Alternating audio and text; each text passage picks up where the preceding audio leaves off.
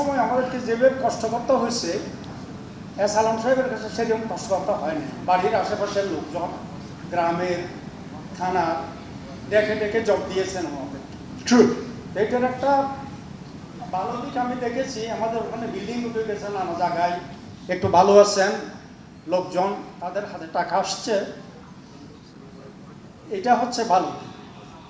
এখন এই বর্তমানে বিভিন্ন ব্যাংক থেকে অনেক লোককে ছাঁটাই করে দিয়েছে এবং তাদের মানে একটা লোক ডাকাতি করতে গিয়েছে এবং সে একটা ট্যাক্সি ভাড়া দিয়ে, মানে ট্যাক্সিওয়ালার ভাড়া দিয়েছে।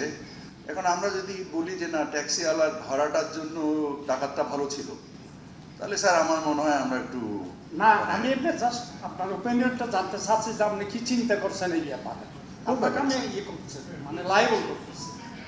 না না, I am not liable for that. অনেকের যে চাকরি চলে গেছে কোনো কোনো ঘরে, হয়তো he is the only earning member, এখন এত কষ্টের মধ্যে আছে, কোনো কোনো 15,000 লোকের যদি চাকরি যে থাকে, এই যে 10 বা 20 বিলিয়ন ডলার নিয়ে গিয়েছে, কত লক্ষ লোকের চাকরি তৈরি করতো। এই যে ডিস্ট্রিবিউশন অফ ওয়েলথ, যেটা আমি প্রথমে বলেছি, if it is not fairly done and if it is divided between some nexus of 10,000 people,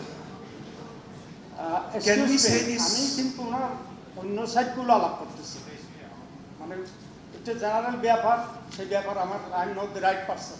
Sir, I can understand your question. আমি শুধু আপনার ওপিনিয়নটা জানতে চাচ্ছি, যাদেরকে টার্মিনেট করা হয়েছে ওদেরকে আবার নেওয়ার কোনো সম্ভাবনা আছে কিনা, এবং কিরকম। আমি এটার জন্য রাইট পারসন না to reply this question, so I really don't know. If they have the capability and if the bank needs them, of course yes. If they don't have the competence, they should not be there.